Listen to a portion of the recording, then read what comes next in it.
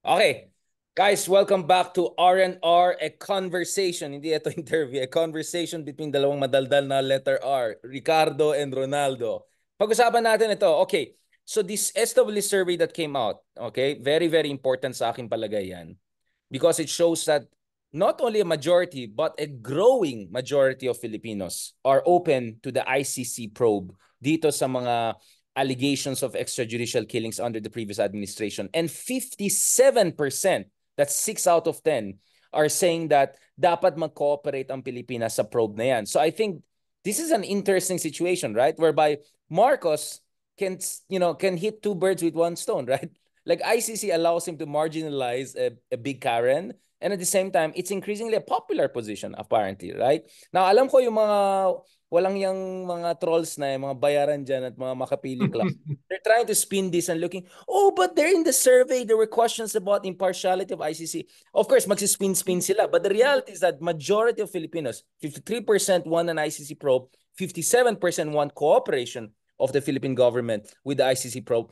And it's big, it's getting bigger and bigger, right? And only, sabi ko nga, malapit na maging 3% ng mga hardcore DDS na yan, only 10% strongly disagreed with this, and just over 20%, 1 out of 5, did not want itong intervention, sabi ni Robin Padilla, ng ICC sa ating sovereignty. Okay, itong mga quiet sa West Philippine Sea, quiet sa China, parang ingay-ingay sa ICC. Okay.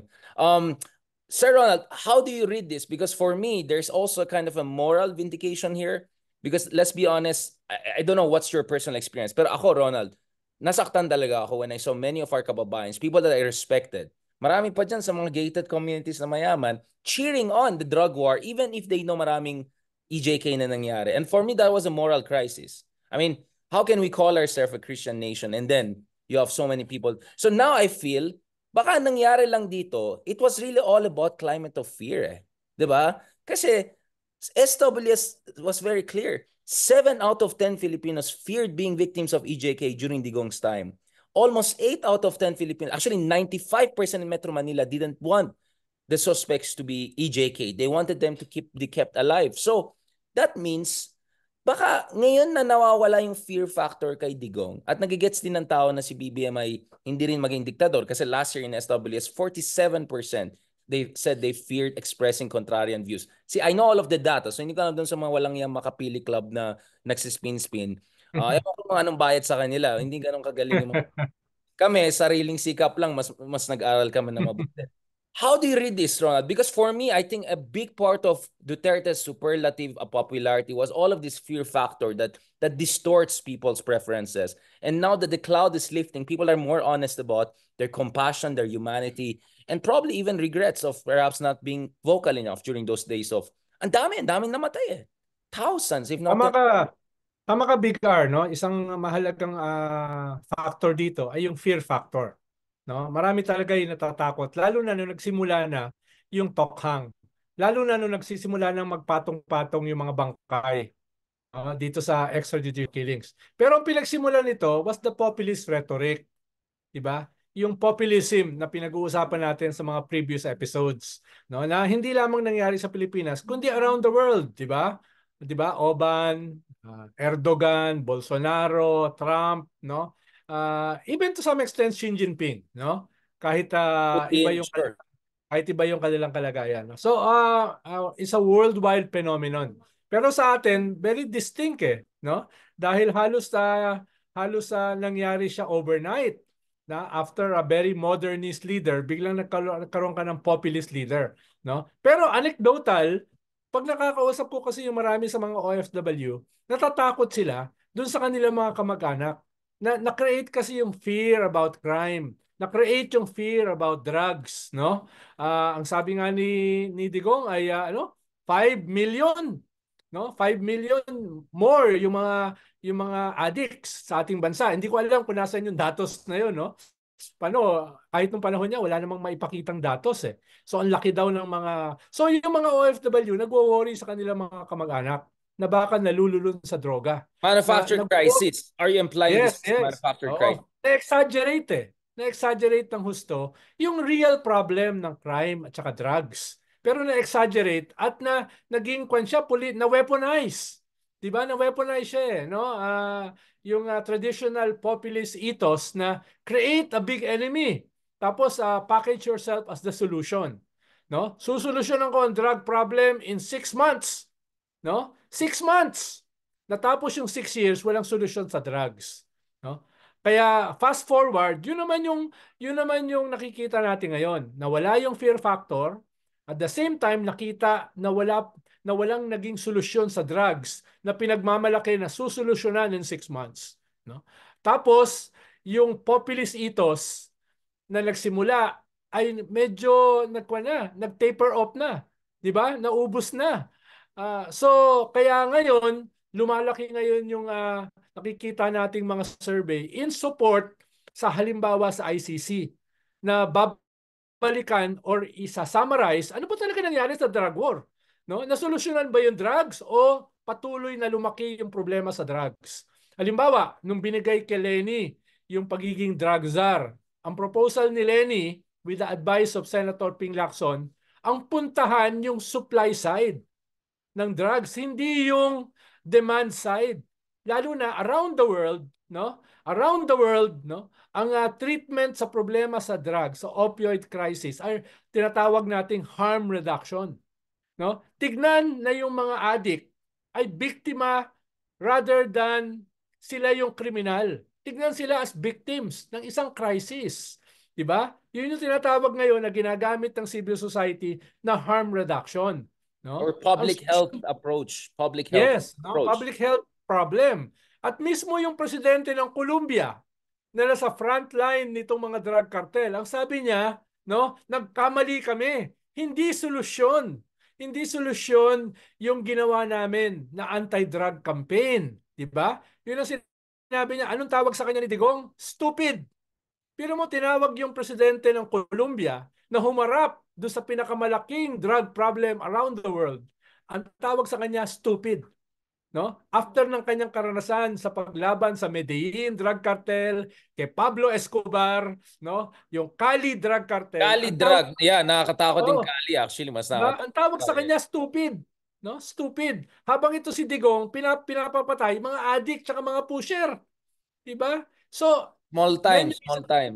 yes, so yan yung isang dahilan kung bakit tingin ko tumataas na ngayon yung recognition na perhaps nagkamali tayo for supporting this guy. Perhaps nagkamali tayo for supporting this mythological creature, no? Nasusolusyonan daw ang crime at saka drug problem. Perhaps nagkamali tayo, no? Yung ating moral foundations, no, ay nawasak sa pagsuporta dito sa mga killings na marami mga teenagers like Kian De Los Santos, no? Marami mga bata, no? Ito ba yung ating solusyon? Papatayin natin yung ating kabataan? Papatayin Para natin lang may yung quota. bata? May quota, di Oo, ba? May quota system. yes. Para lang maabot yung Di quota kung ba? sinong Ang dinudugtong. papatayin natin yung mga biktima, tapos yung mga tunay na drug lords na kalabas ng bansa. So, yun yung nakikita natin ngayon. At ang rest back niyan ngayon ay bawiin natin. No? Imbestigahan ito. Suportahan ng ICC. At hindi ako nagulat dito sa SWS dahil a month ago, nabanggit ko yan sa iyo, Big R, isang survey firm yung nakausap ko na nagulat sila na sa kanilang internal survey ay ang laki ng support ng ICC. Even in Mindanao. Hindi ko Interesting. alam kung kailan nila Very ilalabas yung interesting. resulta na yan. Mukhang nauna sila sa SWS pero hindi pa nila nilalabas. Kaya hindi ako nagulat sa SWS eh. Dahil may nagsabi na sa akin na isang survey firm Pollster. na ito yung Pollster. resulta ng kanilang internal survey, no? Hindi ko na sasabihin kung sino sila, sila na bahala maglabas ng resulta, no? At ang tingin ko, ito ay totoo, no? Lalo-lalo na sa ganitong konteksto na kakasabi lang ni Digong a few days back na imamassacre niya yung ICC na mag-i-implement ng international warrant. Hindi alam ni Digong, lalo niyang dinidiin yung kanyang sarili. Lalong nagiging totoo yung kaso ng ICC sa impunity at saka sa crimes against humanity. Kung siya ay walang takot na imassacre ang ICC, ibig sabihin, baka totoo yung libo-libong pinapatay, no, ng Tokhang. Hindi lamang yung 7,000 na sinasabi ng Philippine National Police, kung hindi yung 35,000 na sinasabi ng mga human rights groups. Dahil dito sa sinabi niya a few days ago, ipapapatay ko, uubusin ko yung ICC na mag-i-implement nitong international warrant. No? Ganun siya ka-brazen. Diba? Ganun siya ka-brazen. Ibig sabihin, Brazen nagiging Ronald, ang tawag dyan, oh, unhinged. Unhinged. Brazen unhinged. means may pagka, you know what I'm saying? Unhinged is like Oh, Mad Max. pero usually kasi yung unhinged is a moment eh. Yung kanyang pagiging unhinged, taon eh. Di ba? Taon eh. Chronically unhinged. Walong taon siyang unhinged, no? Hindi ko sinasabi na kinakailangan ng mercy killing, ha? Wala akong sinasabing gano'n, ha? Pero Hindi walong kailangan taon na, na hindi unhinged, mo no? sinasabi na may effect yung fentanyl. Sinasabi mo lang, medyo tumagal yung pagka-unhinged. I like your Oo. psychoanalysis there. But, I mean, sabi nga ni Bato nung panon dati, di ba, sabi na, kung wala ka naman ginawang mali, wala kang ikakatakot. Di, ganun din ang sasabihin ko. Kung wala naman talaga silang ginawang mali, din dapat wala silang ikakatakot. So, obviously, nabubuking sila na talagang may ginawa silang mali. Kaya itong abuso nangyari. I mean, honestly, I was thinking about it. Naalala mo si Eddie Hill? Yung sabi niya, pag akong presidente, bayaran ko lahat ng utang ng Pilipinas. Yung pelukang itim. Yung may movie sila Oo. ni Madam Auring. Tapos di ba Oo. pinagtawanan lang natin. And I was Oo. thinking about it. Hindi ganun kalayo yung ginawa ni Digong ng 2016 doon sa ginawa ni Eddie Hill. Both of them made pretty crazy, unrealistic promises. Oo. Except yung kay Pero Eddie, ako na, pero si Digong, yung kanyang casualties, kasi halos kapantay na ng casualties sa Gaza. No? 26,000. Yeah, Oo. grabe, Hindi, no? pala, 35 na rin ngayon eh. So yung You patay know, sa Gaza eh. I Di emotionally ba? cannot even process it, Yeah, Ron. yeah. So, Just tapos titignan mo naman yung ginamit ng Israel, di ba? Mga the most powerful bombs. Si Digong ang ginamit lang yung mga yung mga nahuhuli kuno dun sa mga biktima ng AJK, mga paltik. No, mga paltik. pero yun Pero nga eh, 'di ba? Even if let's say in theory Digong had good intentions, let's say for the sake of argument, even if let's say he had a good vision, alam mo naman yung law enforcement agents mo compromise na sila to begin with eh.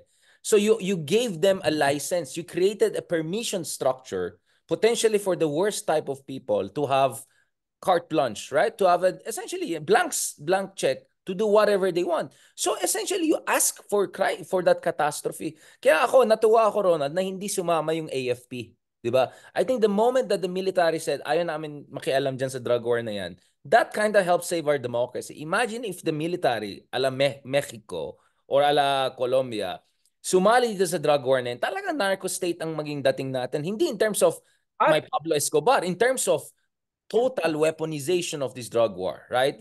And so At thank God, thank God sinuggest pa sa ni military. Digong na magkaroon ng revolutionary government to continue his term, di ba? Buti na lang hindi rin sumang-ayon yung military diyan sa revolutionary government na yan. Kung hindi, continuation niya ng tokhang, di ba? Continuation na ng extrajudicial killings, no? I Kaya like maganda itong resulta nito, no? Ah, sobra. Sobrang yeah, heartened daw. I'm sobrang heartened kasi yeah. yung Ronald, let's be honest. I think was it last year in one of our episodes, umamin tayong pareho na may mga times na biglang napaisip tayo, di ba? Kasi syempre mahal na mahal natin ng Pilipinas. And then sometimes you see certain things na medyo nakakadismaya, di ba? So for me, ito opposite yung effect. Parang I was so relieved na yung faith natin sa ating mga kababayan, yung sa ating, compassion, humanity. Parang for me, it was just a matter of pasensya na lang natin yung mga ibang mga kababayan natin. Siguro the climate of fear and disinformation and manufactured crisis, all of that distorted perceptions and all.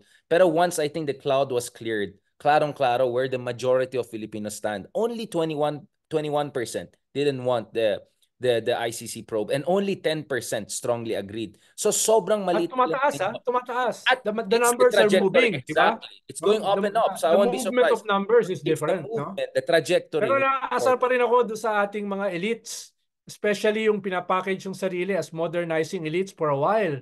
Paano tuwing mag-joke si Digong about the Tokhang, nagtatawanan sila at nagpapalakpakan, no?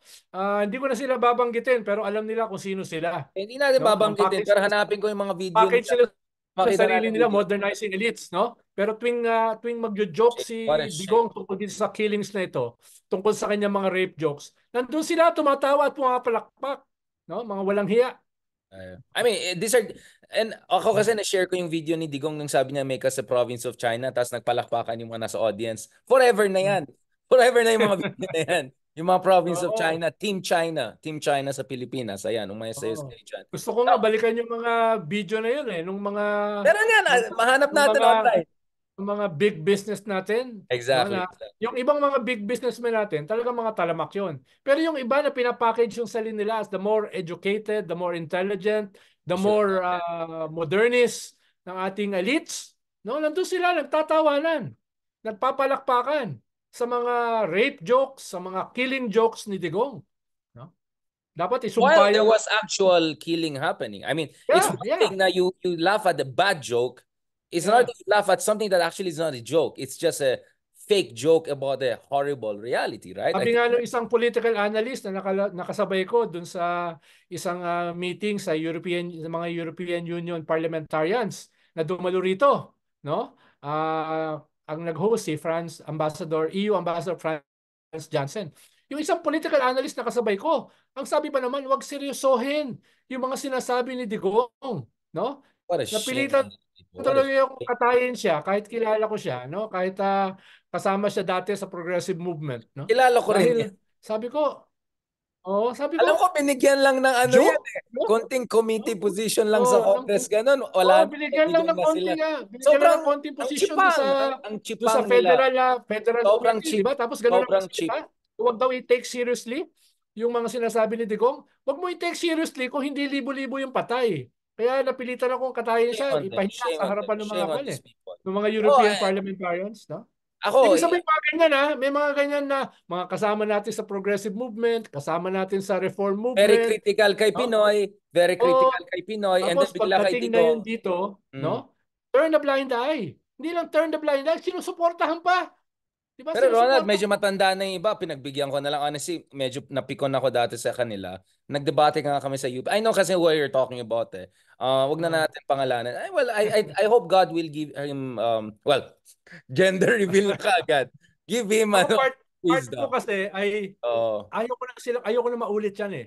Kaya part of me gustong i-expose eh, Oh, no? i-shame yan para never Oh, again. para I hindi na know uli what they're doing. maulit, I know, I no? know, I know. Yun yung problema ko eh, At least no? nag-gender reveal na tayo, pero I won't go more than that. Oh, at least, Oh, walang kinalaman diyan ng harm matanda rin. reduction, Medyo no? nag-age reveal din. Eh, Malapit oh, na. hindi Oh. naman sila alcoholic eh. Hindi naman sila drug user eh. Kaya pwede ko silang ilabas yung mga pangalan. No? Perhaps later.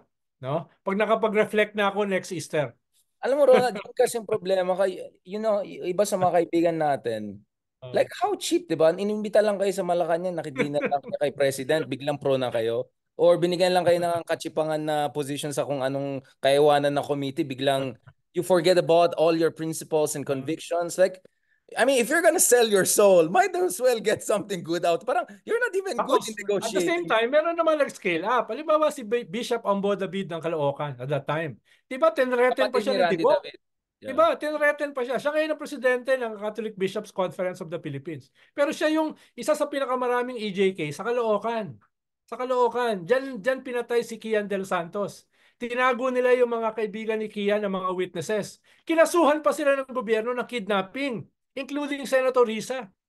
Diba? Ni-raid yung diocese ni Bishop Ambo. Ni-raid ng CIDG para kunin yung mga testigo sa pagpatay ni Kian de los Santos, no? Pero hindi na takot si Bishop Ambo David. At ngayon siya na yung head ng CBCP, practically the head of the Catholic Church in the Philippines. Ganyan yung mga kailangan natin, yung nasubukan na test in fire. Walang pakialam sa mga threat ni Digong. Nag-offer nga ako sa kanya noon eh. Bishop, kailangan nyo ba ng kaunting security precautions? Ayaw! Ayaw! No? Kinausap ko pa si Randy David noon, yung brother niya. Bigyan natin ng kaunting security precautions. Baka lalo na kung ganyan yung presidente, no? Hindi mo unhinged.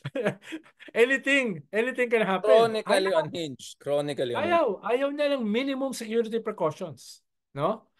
Yun yung Well, may yan yung mga Holy tipong Spirit na eh. May Holy Spirit oh, na yung mga tao niya. I think once, yes. you are with the Oh, Holy Spirit, wala ka nang paki sa mga ganyan threats and all of oh. that. And Kaya ako wala akong what? Holy Spirit kaya kaya Ikaw, gagawa ko ibang, ng broken pattern, no? Gagawa ako ng mga paraan para Ikaw hindi ako may ma-ambush. AK-47. Ikaw kasi may AK-47 ka, katulad ng pinag-usapan natin sa previous episode. Pero let me put you on the spot, para lang to be fair. Uh, What do uh, you say about the argument na kaya nga si Digong was able to manufacture this crisis is because yung embers parang ng crisis, your administration didn't do enough or at least didn't appear to do enough. Anong ginawa ng Aquino administration with the drug problem? Because I agree, it's nowhere as bad as Digong said. But I look at the United Nations data on Shabu, crystal methamphetamine, mukhang medyo malaki-laki ang pumapasok dito. In fact, interestingly, when I interviewed Mahathir when he was in Manila visiting for an official visit, I asked him about the drug issue. Remember, Mahathir is known as a dictator, right? But he said something. So he said, when it comes to drug problem, you go at the supply. He was implying galing sa China ng mga ano, di ba? So even Mahathir was smart enough to politely tell Digong, focus on supply, which is what you were saying a while ago. Supply side dapat ang solution, public health the focus.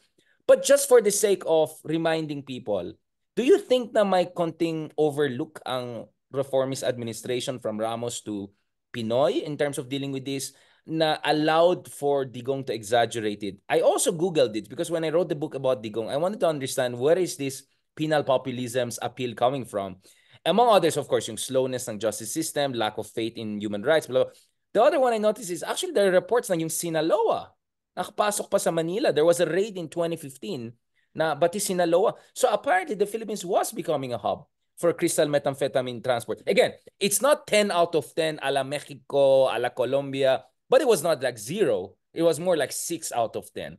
So not that bad, but it was kind of problematic, or at least going that direction. What did the Aquino administration do about it? What is the truth of the matter? Can you tell us? Or baka may pagkakulang? I don't know. Like, what's your take on that? well, hindi ko sigurado yung numbers eh. No, hindi ko sigurado yung numbers. Pero definitely, problematic tayo sa drugs. Even before the Aquino administration. No? Even before the Aquino administration, ay nagsisimula na yung problema na yan. Huwag mong kalimutan na yung nagpabagsak kay ERAP, no? Ay weteng. Usually yung weteng ay konektado sa drugs. Diba?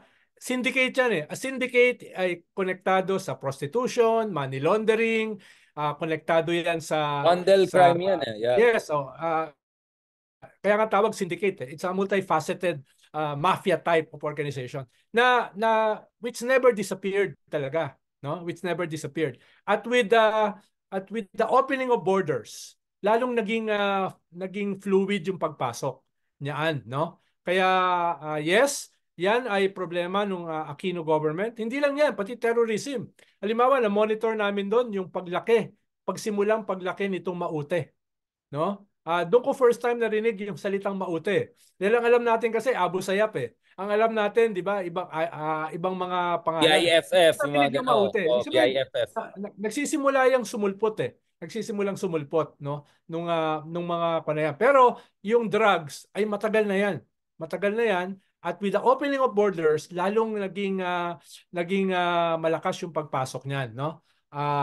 Kung ako ang presidente, no, mas magiging within the present rule of law, mas babanatan ko yung mga borders natin. Halimbawa, first few months pa lang ni Pinoy, nakahuli na kami ng syndicate na Taiwanese no? Na Taiwanese na involved sa Shabu, no? Nagkaroon nga ng issue diyan dahil pinadala namin sila sa China, no? Yeah, yung Imbis na sa China, Taiwan, yun yung no? naalala ko yun. Ang laking problema. Oo. Yan yung pinadala namin sila, itong mga syndicate na ito. Kaya alam namin na may mga syndicate na ganyan. Ang dilema diyan, Big R, no? Alam mo na merong mga protection yan sa ating judiciary. Alam mo, may protection yan sa ating kapulisan eh. The Ang whole, problema, paano mo siya ipe-purge? yeah, No? Marami diyan mga judges state. eh. Yeah, No? deep state. Ang, Yeah. ang bilis kumita ng mga judges pag pinawalang sala nila ang isang drug lord. Diyan yung maraming naghahanap buhay diyan eh.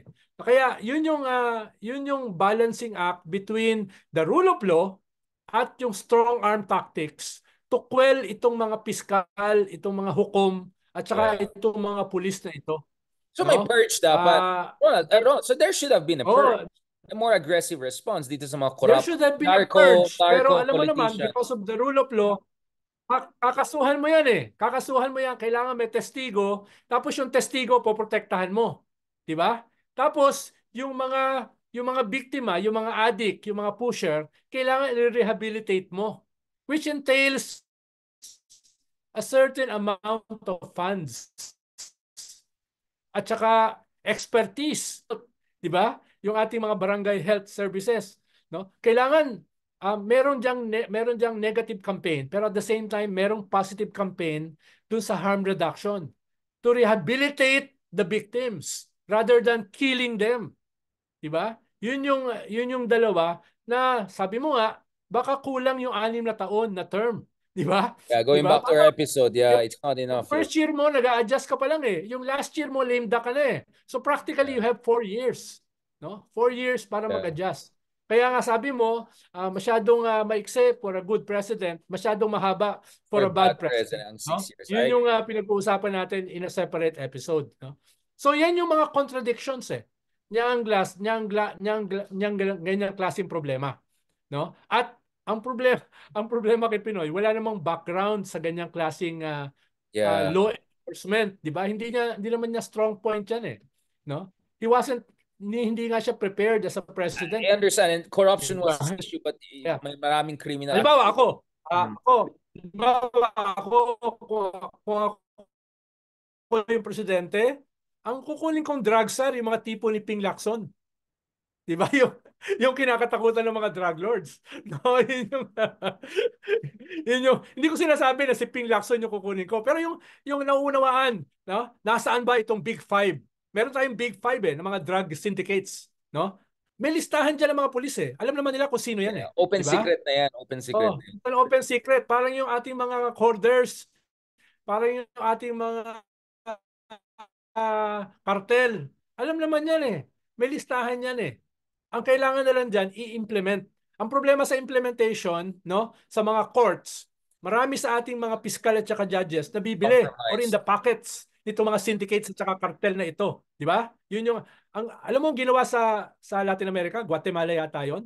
Nagtayo sila ng isang department para investigahan yung lahat ng drug lords na yan.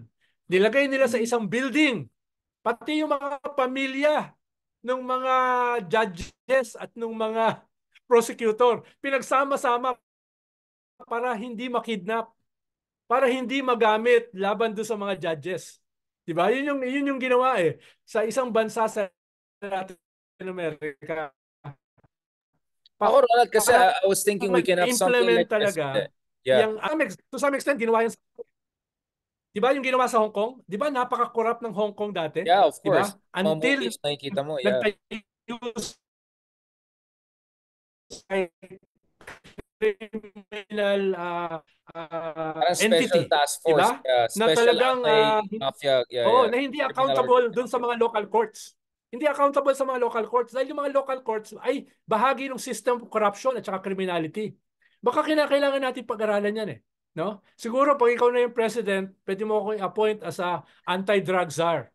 No, we really need a special forces. I mean, to put it, we need a kind of Navy SEAL for fighting drugs and criminality talaga, na may special mandato, special regulatory legal framework. Inisip ko yung katulad ng, alam mo yung Operation Car Wash sa Brazil? Yung yes.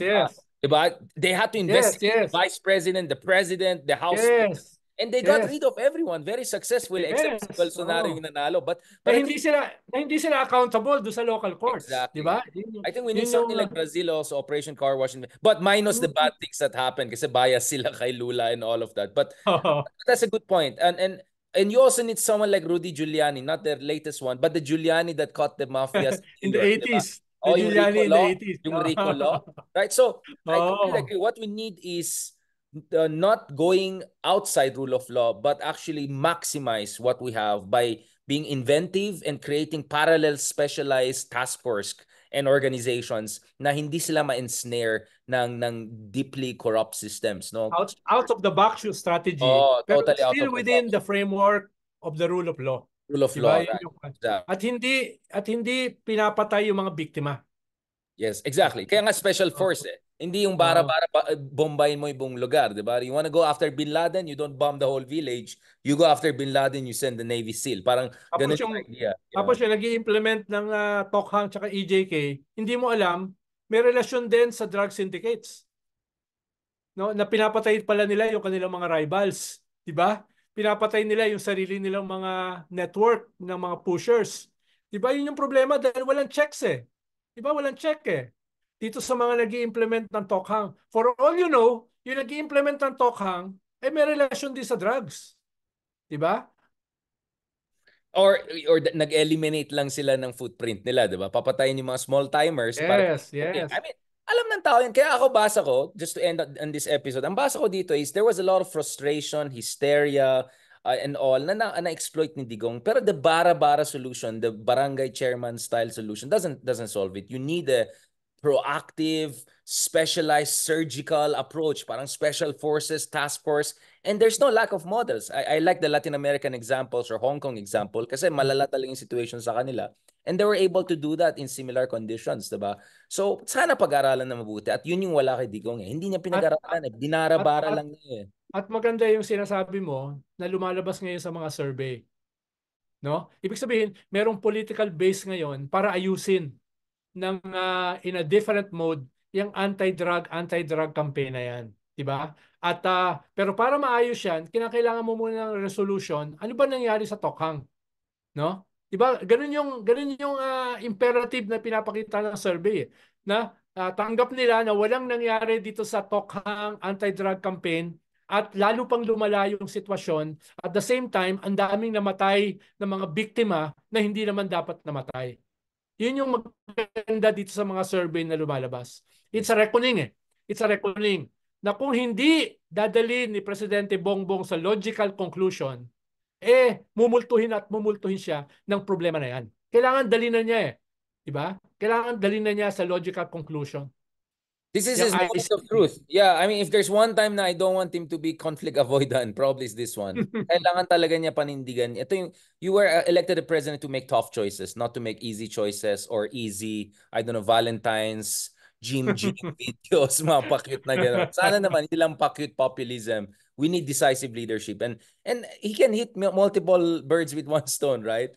He can do something Yes. popular, he can do something morally right, and then he can also papoge his family. Imagine if Yes. Marcos Jr. oversees judicial reform and justice for EJKs. He could go down in history in a very ironically positive way, right? Oh, Win-win sa kanya yan. win-win No? talaga Win-win yan. sa In a kanya. Chinese way, win-win Oh. talaga yan sa kanya.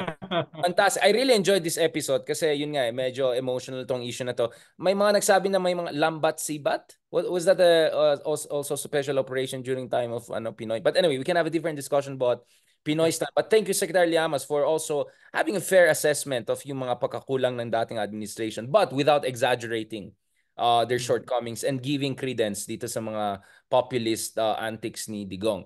On that note, thank you very much. Sa next episode, pag-usapan naman natin ng konti ang Armed Forces of the Philippines very shortly because the Philippine Armed Forces is now going through massive transformation. $36 billion budget ang i-allocate nila, trillions of pesos for acquisition of more advanced weaponries. Now, why I'm asking Secretary Llamas? Because, well, this is thanks to Pinoy. This is the revised AFP Modernization Act that was passed in 2011 and came into being in 2012. So, simulan natin yan. Kasi sa inyo nagsimula yan, Secretary Llamas. And to be fair, I think you guys did a very good job getting the ball rolling. So, I want to ask you more about that. Thank you. Kaar, the real big R. Anytime, Big R.